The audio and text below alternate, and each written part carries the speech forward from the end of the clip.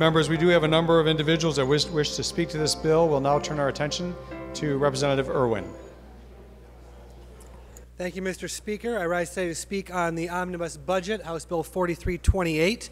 First, I just want to comment on the practice here in the House. This has been the third year I've been here for the budget process, and for the third year in a row, the budget is being rolled up into these large single budget bills. I just want to take my members and fellow colleagues back a little bit to a time when these budgets weren't rolled up. When the budgets weren't rolled up, we had an opportunity to debate and talk about issues incumbent to each of these departments. The legislature had an opportunity to spend more time, more effort, and do more work on behalf of the public to get these budgets right.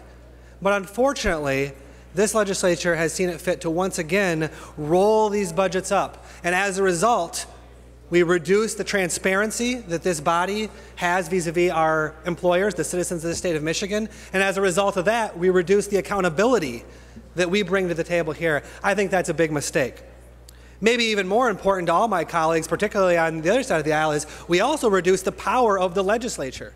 In our Constitution, the legislature is granted the power of the budget, and the executive is supposed to work with that budget. By rolling up these bills into one giant budget document, we reduce the influence that the legislature has in the process. We reduce the opportunity for the legislature to send certain messages and direct certain behavior in the way that the executive spends the taxpayers' money.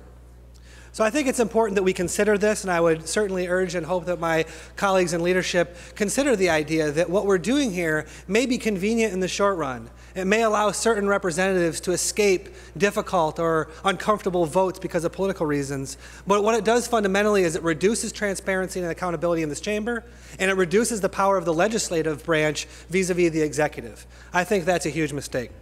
Now, the other thing that this does, of course, we roll up all the budgets. It means that someone like me who's standing up to oppose this budget has a target-rich environment. There are so many things about this budget bill that I'd like to talk about, but I'm going to spare my colleagues all those items. I'm just going to talk about one. I want to talk about Medicaid expansion just a little bit. I am so disappointed that Medicaid expansion is not in this budget. And I want to say that I fear that the reason that Medicaid expansion is not in this budget is because some representatives have miscast this question as a political question rather than a math question.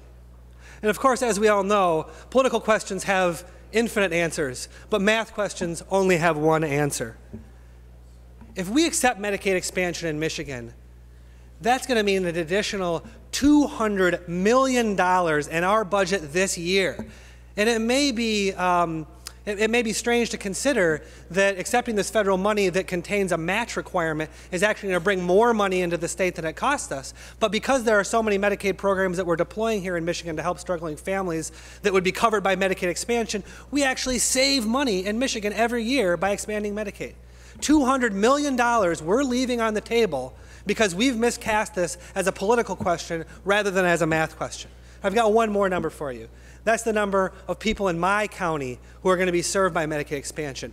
14,000 people just in Washtenaw County, hundreds of thousands of people across the state of Michigan, people who are working for a living, people who are struggling to feed their families and afford health insurance on meager incomes. And we're not willing to extend them the help that the Federal Affordable Care Act has offered them. And why are we doing that? We're doing it because we've forgotten our jobs. We've misclassed this question as a political question rather than as a math question.